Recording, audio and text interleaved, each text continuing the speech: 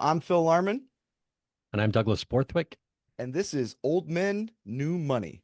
Today we have Sina Nader. He is one of the OGs in the space. He's built brands from ground up.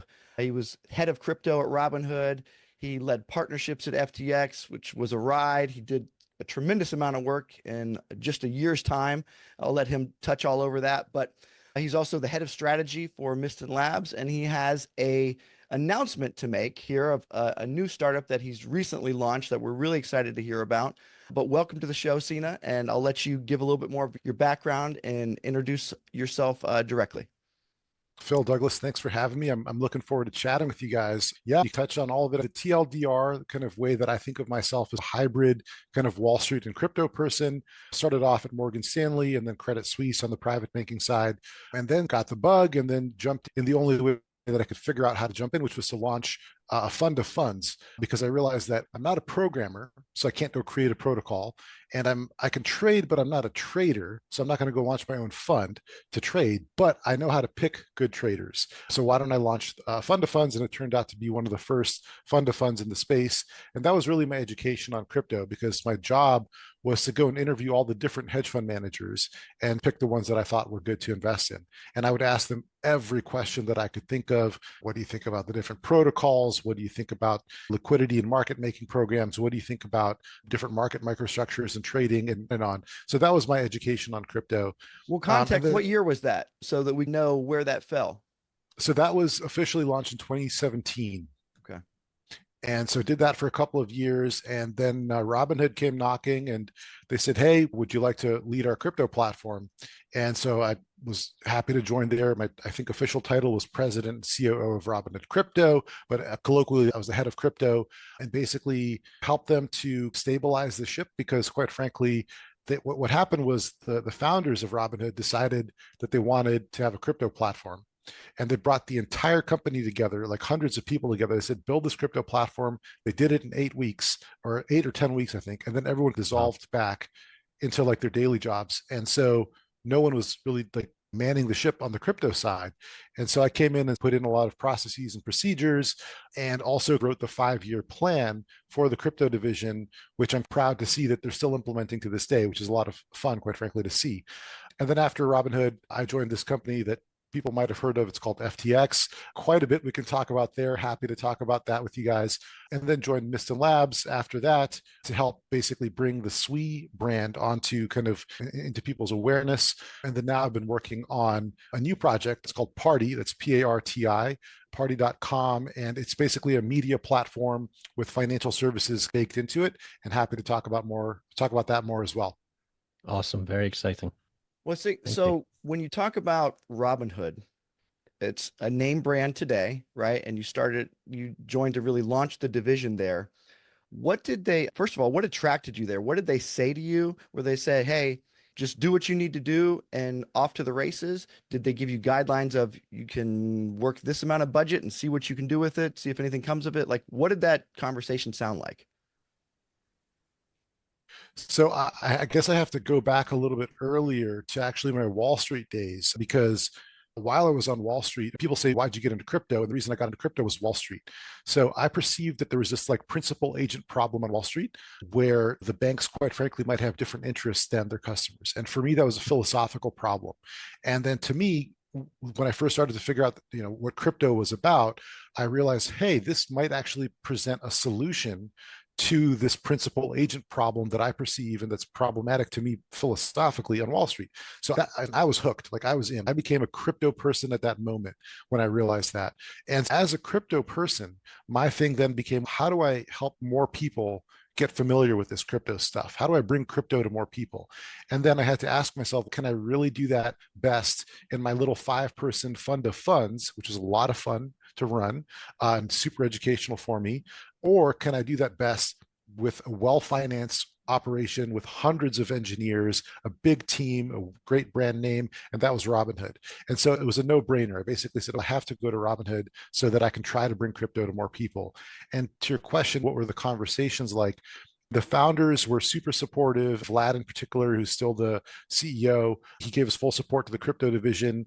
And basically, I had carte blanche. They said, "Hey, Sina, tell us what you think we should do. And I literally wrote the plan. It was a fun process, really talking to every single corner of the company, from legal and compliance, operations, finance, you name it, marketing, research, like the whole like user experience, and coalescing around a vision for the crypto division. And I got buy-in from Vlad, Beju, the other co-founder, the entire C-suite. And it was funny, I actually presented 4 different options for Sina's plan for what we should do for crypto here.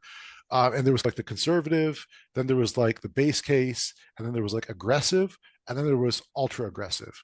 And they're like, you know what? Forget ultra aggressive. Let's go ultra aggressive. And I was like, cool, let's go. And so they were super supportive. And long story short, I was able to stabilize a platform and kind of redo a lot of things that needed to be upgraded in terms of the custody sort of program, the liquidity and market making programs, the float and cash management side of things, got it ready for growth, wrote the plan for growth, and then handed it to them, and then went to my next station. My kids, I think their first crypto trades were on Robinhood, and I had them get off of it because it seemed like you couldn't withdraw crypto at the time. So you'd buy it, but then you were stuck. And then it was this a CFD? Are they actually buying the underlying? And me being the skeptic, I said, you got to move it. But I believe that's all changed since. It has indeed. And that was one of my first sort of suggestions or recommendations was, hey guys, imagine if you had a stock trading platform where people couldn't ACAT in their stocks or ACAT out their stocks. It just, people, their brains would explode. So same thing for crypto. And so I'm happy to say that that was put in place, and now people can indeed move crypto in and out of the platform. Yeah, So how much close to better. the script are they? Are they still following the script? That's a great question. I probably shouldn't answer for confidentiality purposes entirely, but I'm pleased to see that they're doing a number of the things that I laid out, and some new things as well. It's fun to watch them grow. So then that takes you to FTX, right? And so I think everyone's obviously knows what happened there, but you did some things that were very impressive in the time that you were there and dealing with in sports entertainment and building that brand from the ground up. What were the things when did you tackle it the same way going in as you did Robinhood, something that had an existing brand, or was your thought process completely different? Wow, great question. So I went in actually thinking that I would be doing what I did at Robinhood, which was more operational stuff, getting things set and getting process, taking care of the people, processes and procedures, getting SOPs written, and so on and so forth. But I quickly realized that they actually had quite a bit of that already in place, because FTX in the US was basically a copy paste of the code that they'd written for FTX International. Mm. And so operationally, FTX was actually working just fine. And I realized, okay, if the operations are good, what's the problem? The problem is nobody heard of us. Nobody knew what FTX was. So I quickly shifted gears, and I'm like, huh, okay, so now the problem is how do we get people here? And I like laser focused in, or I zoomed in on 2 things. One is users and volume. And everything that I did this was my kind of Occam's razor of cut through. Like, does this help us increase users? Does this help us increase volume? And to do that, I stumbled upon this path of, hey, if we work with well-known and well-liked people, that can be a way to, jumpstart people's awareness of us. It's a tried and true model. That's why they work with endorsers and spokespeople. And so I accidentally ended up, doing these, deals. And it turned out, for whatever reason, I had a penchant or a propensity to being able to do these type of deals. And so I put together a lot of the sort of big name deals that you heard of for FTX that helped capture the imaginations or intrigue the imaginations of people, which was exactly the goal. But I didn't consciously realize it at the time. So I'm not some sort of marketing genius, but in retrospect, I realized that, oh, these steps that we took were actually helping to catapult a brand onto people's kind of collective radar, and then take it to the next level from there. There's a lot more to say there, but hopefully that gives you some kind of. From the outside, I think a lot of us would look at it from the outside and just say, look, FTX they got a blank checkbook. They can just write whatever ticket they want for a celebrity. Now, let's say Tom Brady, Larry David, 2 very well-known names that obviously I think that Steph you Curry. were part in, Steph Curry, but there must have Major League Baseball, but there must be. Did you find that every celebrity you went to was like, yes, or did you get a lot of no's before you got the yeses? It's another great question. So it was definitely a journey with, I think, all of them actually, because crypto was and is still a new thing. And we're this, so it's a double whammy. Crypto as an industry is unknown, not well, explored. And then FTX as a brand is completely unheard of.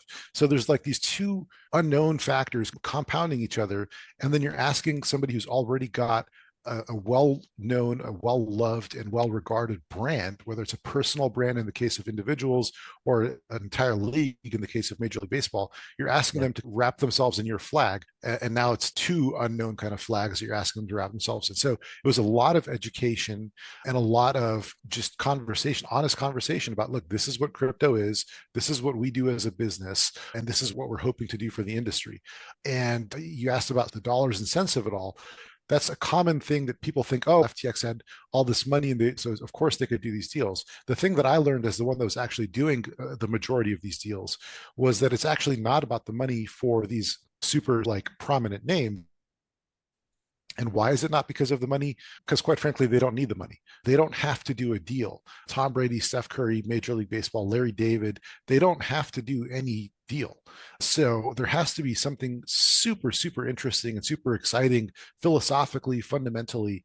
And I think what I was able to help collectively for us to arrive at was this understanding that, oh, there's something here that there's an overlap of interests that we can work together on. And so the philosophical part was much more important than the monetary component. So what was that overlap? Obviously, Larry David's commercials were always very, I don't want to touch this stuff. Was that the overlap? He just wanted to slag off crypto?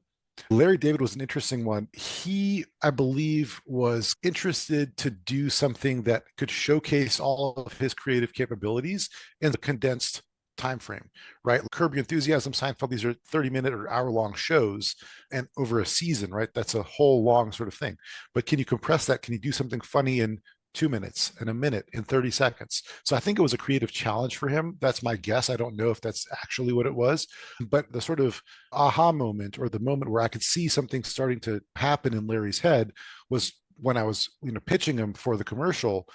Something happened and he realized that this was a great way for him to showcase some of his own like comic thoughts that he was having, both touching on crypto and finance and history and weaving them all together in a hilarious way that only Larry David knows how to do.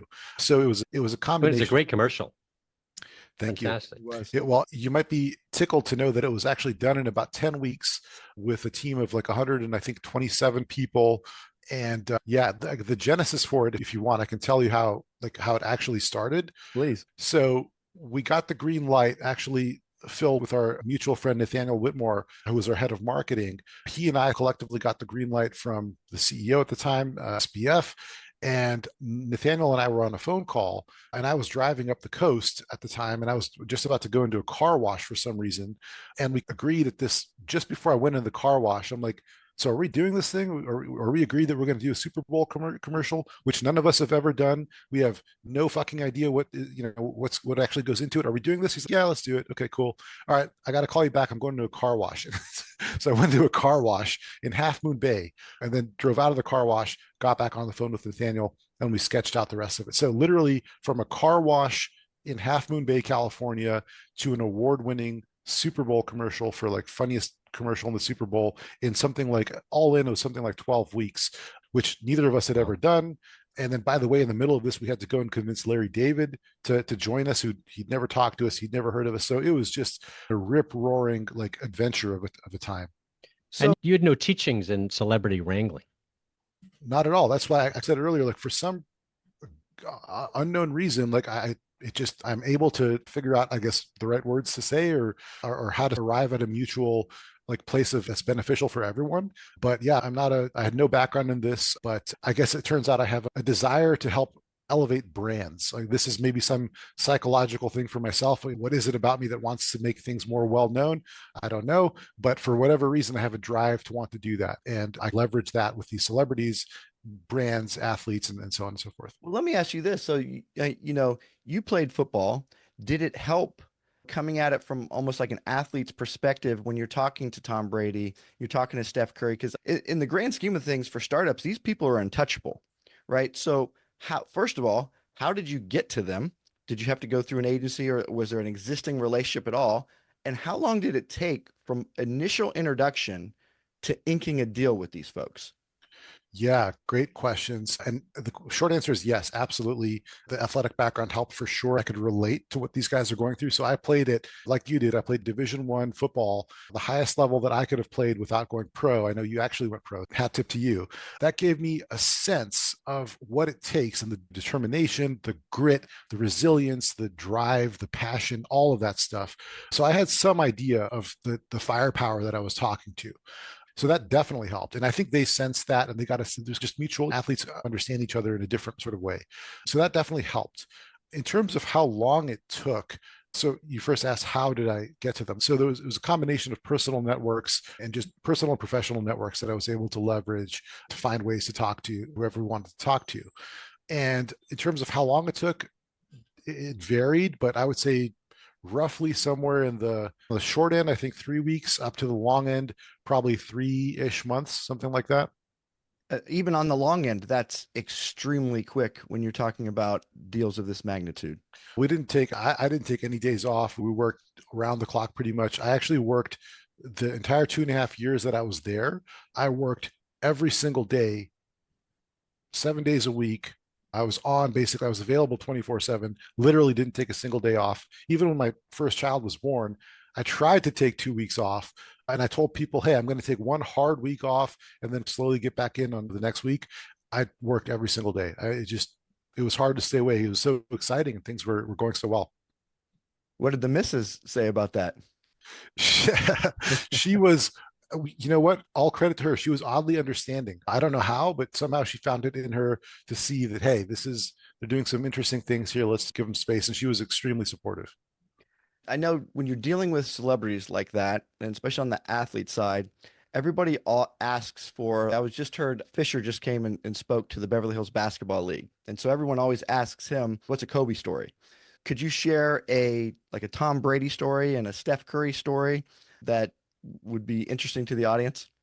I can give you a quick one where the moment that I realized I was not in Kansas anymore was when I was invited to come down actually to LA for a dinner with Tom. And I had to respectfully decline because I was on the way to a golfing event with Stephen Curry. I was like, what? Choices in life.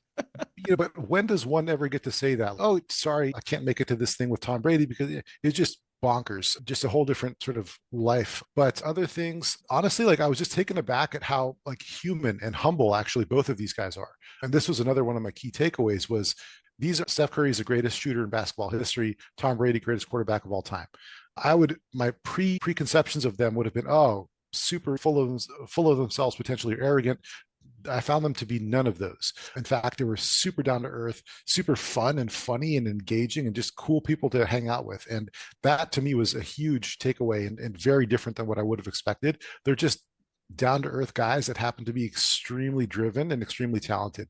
And it was just a huge pleasure to be able to work with both of them.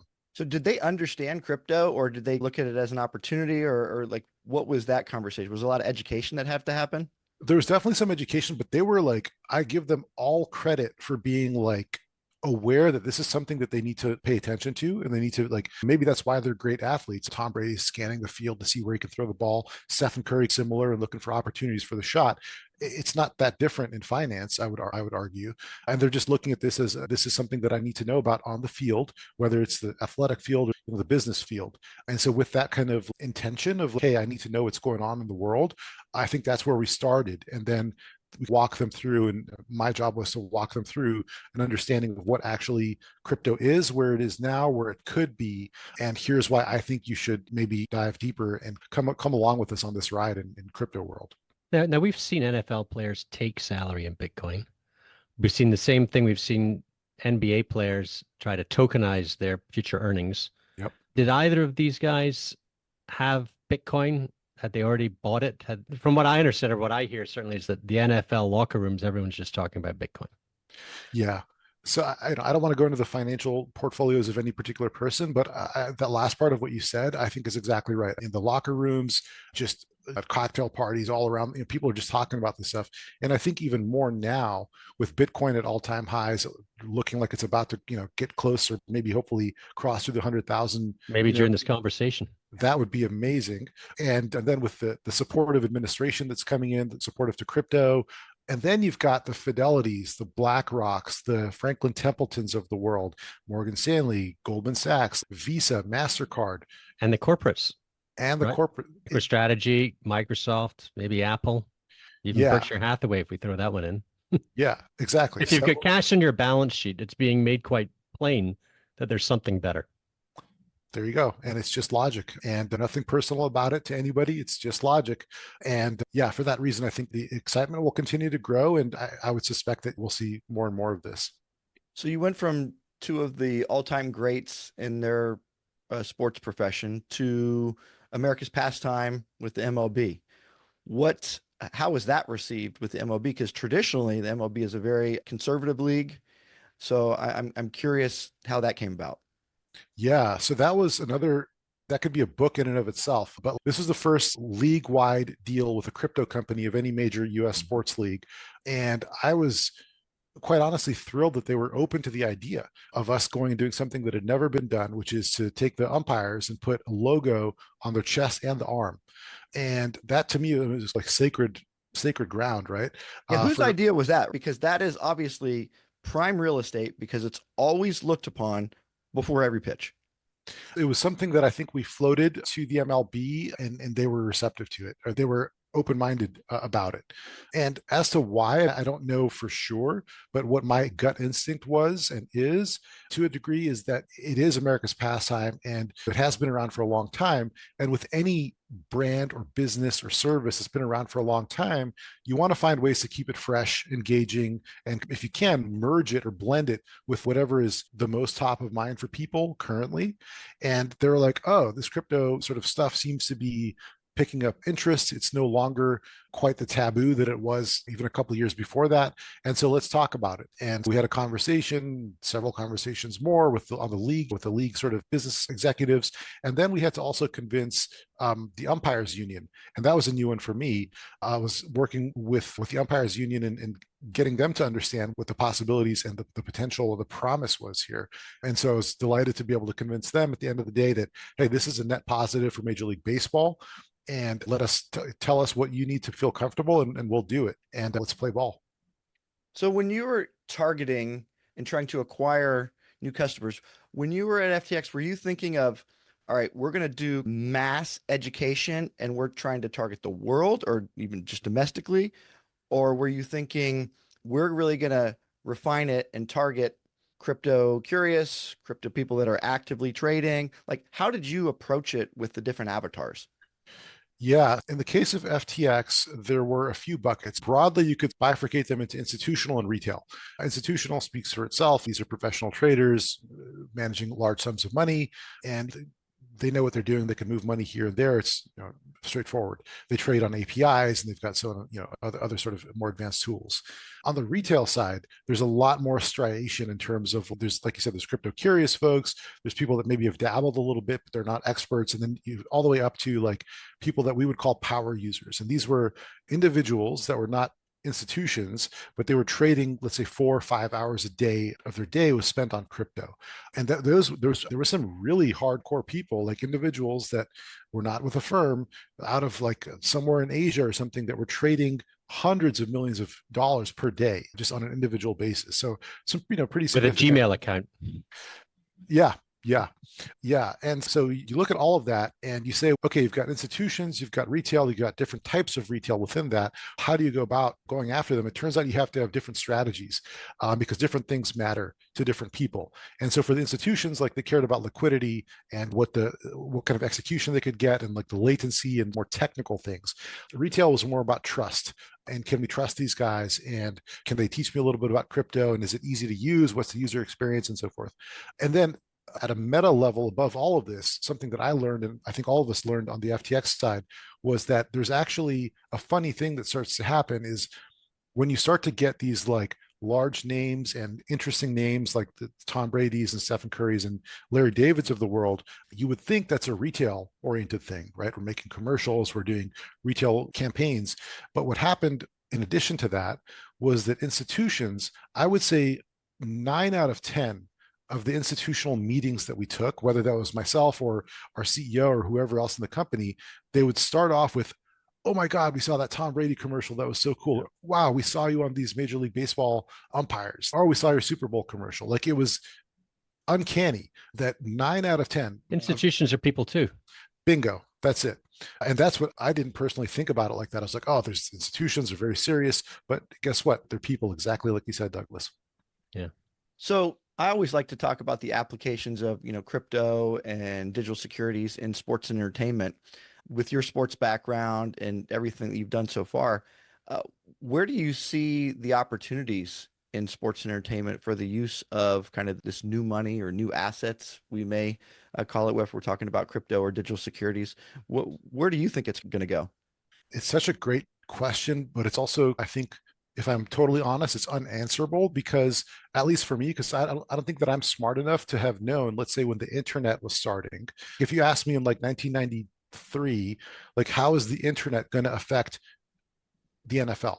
How is the internet going to affect basketball or soccer? Like, I could probably hazard a couple of guesses, but I don't think I know that I wouldn't have guessed all of the different ways and the totality of the different ways. So I think that pattern applies here. So I can give you a few ideas, but I think ultimately, if I make a baseball analogy, like the walk-off home run kind of situation would be where this actually becomes almost invisible. So crypto and blockchain and Web3 technologies become invisible in the same way that you and I are not thinking right now about TCP/IP or hypertext transfer protocols. How are we talking on the internet? Where do the electrons go? And like, we don't think about that. We Yeah, just there's know an that obsession about tech right now. Everyone wants to talk about what blockchain or which wallet, and the average person doesn't care. they don't They give a just want to shit. get from A to B. That's it. I want to watch the content that I want to watch. I don't care about how I do it. So I think that's the ultimate like end game here, is that it becomes invisible. Now, before that, we've got a lot of different. First, we have to crawl. We're not even really crawling yet, in my opinion. Then we got to walk. Then you can run. Then maybe build a car and then a rocket ship. But so to be more concrete, okay, so I learned from one of the sports teams that I got to know. They have a large, beautiful stadium, and what percent, and the well-known global sports team, what percentage of their fans do you think actually made it into the stadium to watch a game? And let's say it was basketball as the sport. What percentage of the fans of a team do you think actually made it into their stadium to watch a game? 1%. 0.5%. Less than, yeah. You guys are right on. It was actually 1%. So that means what? 99% of their fans do not make it into the stadium to watch a game. So that immediately to me says latent demand for more engagement and more ways to like tap into this latent passion that they have for their team. They're clearly fans, these users, these people, but they're not able to come in and cheer and get into the whole thing at the stadium. So services that enable them to feel like they're part of the action, I think, are super exciting. So I'll just make up an example. Take Formula One racing. Okay. Imagine a thing where you could get users coming together, sending transactions on the blockchain, where each transaction moves a picture of a car forward like an inch or 2 inches or whatever. And then you overlay that with an actual racer, and they're racing on a track or a straight line. Let's see who can make it across the course the fastest. All the fans that are typing away, basically make it interactive, and countless other combinations and permutations, but basically finding ways to let fans express their passion for their teams and drivers and players through the use of blockchain and crypto technologies. I think there's a lot to be done there, and I think that's where we're starting to go toward. I want to tease what you're doing. I have a couple questions before we get to what you're doing with your new announcement, but it obviously has to do with the entertainment sector. And our listeners, you're going to want to stay on to hear more about that. But before we get there, so you concluded FTX, right? You go into was it like a step back, reflect, figure out what you want to do? Like, what's going through your mind at that moment? Is that where maybe the relationship with Tom took you to start talking about Autograph and what they're doing? Or what did you do during that time? What's going through Sina's mind? Yeah, it's a great question. Honestly, when I realized that all this goodwill and trust and brand equity that I built up for FTX had been put to very unfortunate use, that shook me for a good month and a half. I was just shell shocked, like, what the hell just happened? Trying to wrap my mind around it. And once I calmed myself down enough to be able to think clearly about it, I said, hold on, let me ask myself a couple questions. Do I still love this space? Do I still love this technology? And if so, what do I do with it? So the first question, do I love this space? I realized that FTX was actually not a failure of crypto technology. It was a failure of human nature. So if we agree on that, then I'm like, okay, so then I can still play and I can still be in this space because it wasn't the technology's fault. And so then the question is, why did I get into this stuff in the first place? If you remember, I talked about the principal agent problem. I felt like just in general, it was atrocious to me that some centralized party, let's say a bank, could decide that they don't like the color of my shirt and they don't want to send my wire transfer if I want to send money. Douglas is traveling in France. I want to send him a wire for some reason. They might not let me do it, and I have no recourse. I have zero recourse. But if Douglas has a USDC or a Solana wallet or whatever, an Ethereum or a Bitcoin wallet, I can just click and he gets the money in minutes or even sooner. That to me was the reason I got into it. And that still holds, right? So then the question is, okay, now what do I do? I basically said, let me try to, look for the smartest people that I can find in the space and see if I can help them out with the skills that I developed at FTX. And the skills that I developed were basically take a brand and kind of elevate it. And so I found this team of people called Mysten Labs, actually through a mutual friend with actually Tom Brady. So the world things come full circle. So you didn't find them on Facebook? I didn't find them on Facebook, but it's interesting because they were at Facebook before. They were the kind of the top cryptography team at Facebook, and they realized that the product they were working on at Facebook wasn't going to fly because of multiple different reasons, jurisdictions and stuff globally, but the tech they built was really incredible. So they're like, let's go and do something with this ourselves. And so they launched this company called Mysten. And the more that I learned about them, the more impressed I was. And I'm not a technical person, so I talked to my technical friends, and they're like, wow, no, this tech is like really impressive. And as I got into it, I realized it was probably arguably the most advanced blockchain that's out there. And I think still that's the case. But the thing was that they were not really known about. And I was like, oh, I've seen this movie before, really good technology, but nobody's heard of them. That is exactly the pattern that I walked into at FTX. They had objectively good trading technology. That's why people would use FTX, but nobody heard about them. I came and developed some tools to change that. At Mysten and for their SWI blockchain that they developed, similar thing. So I basically came in and applied some of the different tools that I learned how to deploy and help to increase their profile and elevate the brand. And my sort of major things that I was working on were getting them involved in the financial services space. And I'm happy to say now that SWI is available via different products from like Van Eck, from 21 Shares, and from Grayscale. And there's like over 100, I think $150 million or so that's already flowed into SWI from these different financial products that these guys have created, and so on and so forth. And SWI say that, I guess they look at blockchain in a different way. How is that? What is that different way that they look at it? It's hard to explain satisfactorily as a non-technical person, but let me take a stab at it. Basically, they realize that there's a different way to organize data, and they use what's called an object-oriented architecture, which I know probably doesn't make a lot of sense for a lot of people, including myself initially. But basically, they figured out you don't have to put all the transactions through at the same time or have people wait in line to do the transactions. There's a smarter way to route the transactions through so you can have faster throughput and you can basically just do a lot more with the technology. I know that if there's any technical people listening, that probably wasn't fully satisfactory, but essentially it can be a whole lot faster. And let me put it in a way that I think most people will understand. SWI is designed to be scalable in the same way that Google Cloud or Amazon Web Services are scalable. It's technically infinite. You just add more computers and you have more servers and more processing power. And theoretically, just add more and just expands into infinity. So there's no bottleneck issue. That's the promise of SWI is like it can be scalable technically to infinity, and the speed is really strong. The speed is really fast, I should say. And so the way that SWI folks talk about it is SWI is the blockchain that gets us to mass adoption. So it's like the idea is for SWI to be big enough pipes that all the stuff that needs to flow through it can flow through it in a seamless way. They say Ethereum's for altcoins, Sol's for meme coins. What's SWI for? SWI is for Web3. So I think of it as, again, using pipelines as an analogy. If a pipeline is this big, it can get a certain amount through it. If it's this big, it can get a certain amount through it. And really, the idea is for the pipes to be big enough to be able to handle all of the requirements of Web3, which is quite a bit. So another way to think of it actually is, this is not exactly a perfect analogy, but Cisco, if you remember Cisco systems, they provide the routers and the servers and the switches that power our communications here, but they're invisible. They're just the backbone of the internet. SWI, I believe, is looking to be that for Web3, to be the backbone of Web3. That's the end game for them, I would say.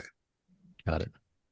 So if we have some startup founders or folks that are in startups listening that are thinking about growing the brand, what advice would you give to them approaching these large organizations or people that maybe they could learn from your success of having those conversations? Or was it very much just an individual base? You just had the network that happened to know somebody that trusted you and were happy to make the introduction? I never fully appreciated the wisdom behind the old saying, it's not what you know, it's who you know. That's the first thing I would say, I found that to be very true. The other thing that I found to be very true was something that I actually read in the Wall Street Journal many years ago when I was at Credit Suisse on a Sunday in a cafe reading the weekend edition of the Wall Street Journal. I think it was a book review, and there was some line that was blah, blah, blah, and logic, no, and emotion wins over logic. And emotion winning over logic was something that I recorded that in my brain as I was reading it as, that's interesting. I don't fully understand that, but it seems profound. So let me try to hold on to it. And looking back retrospectively at FTX stuff, every single time, all the big wins, I was not pushing logical buttons. I was pushing emotional buttons. So I would submit to your viewers and listeners to really meditate on the importance of the emotional and the right brain side of stuff rather than focusing on the left brain side. That goes both for your pitches to these individuals or teams or partners, and also to the messaging that you put out there for your customers and end users, to really think about the emotional side, because ultimately people are not going to make a decision on the rational side. Most times they're going to make a decision on how it feels for them and what their gut feel is. So really, for sure. Yeah. But again, they're just people. That's it. Yeah. Whether it's institutions or these mega celebrities or just very important people, keyword people. They are absolutely people, and people are emotional creatures. We're driven by emotion, and as far as I can tell, we really respond to stories. And the confluence of all of these are how I would first start to think about it. That just grounds like a priori stuff. Getting deeper, there's millions and millions of combinations and permutations of this. I could probably fill multiple books, but I would submit starting with the emotional side of stuff is probably a good place to start. That's fantastic. That's fantastic. Talking about these startups, and oftentimes I like to ask experts, if you were to start over knowing what you know now, what would you do? But in this case, you're actually started a new company and you're doing that. So tell us a little bit more about the new company, how it came about, what's your inspiration, and why are you excited about it? Yeah, so I'm working on a company called PARTI. It's PARTI. Right. Yeah, right there, right? Who doesn't like a party? You got an emotional reaction. Bingo. So I'm trying to apply all these things that I've learned along the way. And so when my co-founder came to me and said, hey, I got this domain called party.com. I'm like, what? You have parties? Yeah, PARTI.com. I was like, okay, I'll, keep talking, but I'm already in. That's such an amazing brand name. Just on that, I can do so much with that brand. But anyway, it's called PARTI, and you can think of it as a media company with a financial services layer baked in. And if I want to be a little bit cheeky about it, I could say, imagine if Robinhood and Netflix, or Robinhood and YouTube, had a baby. So what would that look like? Potentially, it would be like a place where people can come and watch the content that they want from the creators and content producers that they enjoy. And we say, oh, by the way, we know that about 14 to 15% of you in the US have crypto. We're going to offer you crypto trading capabilities here. If you want to swap out of some Ethereum into some Solana or vice versa, or Bitcoin to Solana or vice versa, we'll let you do that, by the way, with really attractive rates. While watching. Yeah, you come for the videos. and stay for the crypto trading if that's your thing, or just come for the videos. We're happy with that as well. It's a party. That's it, man. And so that's super high level. But what makes it, in my opinion, what makes it even more kind of sticky and interesting is for the creators. So creators right now, as you guys may well know, as many of your listeners may well know, they're kind of getting screwed by a lot of these other kind of larger platforms in terms of what they keep. So if I'm a creator and I go on YouTube, TikTok, Instagram, whatever, and I'm posting content and I get lots and lots of views, I'm getting, I don't know, maybe 40, 50, 60% of the economics. At Party, we say, wait a minute, people come to these platforms because of the creators are the main attraction. So why don't we offer the creators the economics that we think they deserve, which is basically up to 100% of the economics that they bring. And that's instant. Some guys make you wait 2 weeks as well, or a month to get your money. Douglas, I think you might be a finance person or something. That's very insightful. It is 100% instant, as fast as the blockchain can be. And by the way, it's peer to peer. So if you, Douglas, are a content creator and I want to subscribe to you or I want to tip you, it goes directly from my crypto wallet to your crypto wallet directly. The Party platform does not ever touch the money. It just goes right to you. And as far as we know, that's a first. And as far as we know, it's also a first for a platform to say to the creators, hey, come here and keep 100% of your economics if you choose to get compensated in crypto. We also offer credit card and traditional ways to get paid as well. But that's the super high level. The other thing is we're offering equity. We've actually carved out about a quarter of the company to offer, a quarter of the company's equity to offer to what we're calling the founding creators. And the idea is that we want them to be owner operators of the platform, so that if I'm a creator, again, I can own a portion of the distribution arm of my own content. As far as we know, again, that's a first. So own your platform, own your distribution platform, earn 100% of what you produce and get it instantly. These are the starting value propositions. There's a lot more to it, but basically, hopefully that kind of made some sense. It's a content platform where people can come and watch their favorite stuff and also do financial services in the background. Now, well. does it have to be pre-recorded or can it also be live content? So right now it's actually primarily live streaming. And so we've actually, I'm happy to say, so we just launched in actually October 31st on Halloween with our first partner, Jack Doherty, who's an internet personality. It's a big name. So thank you. And yeah, it sounds like you've heard of him. He's got 20 million or so followers, I believe, across socials. And he's now live streaming all of his content on Party. He's been a great partner for us. And then people hear about him and they say, oh, Jack Doherty's on Party? What's Party? I got to go check it out. And then to Douglas's point, who doesn't like a party? It's just an emotional thing. People want to check it out. And we're now starting to see just viral and explosive growth. We've had some clips that have got tens of millions of views already. And it's just word is getting out that Party is this place where you can go if you're a creator, keep more of your economics, get it instantly. And then there's a bunch more coming beyond that, but that's the general gist of it. The other thing I'll say is I'll give a shout out to who's the drummer for this rapper named G-Eazy, who's also got tens of millions of followers. And he's been able to set up a camera at his drumming station, and you see the entire concert live as it's happening with concert quality audio coming through live on party.com. You can actually watch full concerts. So we're coming out with a bang here, and hopefully we'll be able to keep putting our foot on the gas pedal. And what was his name again? So the drummer is named Blizzy, Blizy. And he's with G-Eazy. G-Eazy is the rapper. Yeah. Got you. Listen, it sounds outside of the soft launch. Sounds like maybe we should claim that this is the official announcement publicly of Party on the podcast sector. This is the first time that I'm announcing it in this way. So absolutely. We'll take it. Listen, this is fantastic. You've given us a lot here and we really appreciate your time. My pleasure. Thank you for having me, guys. My friend, fantastic interview. Fantastic.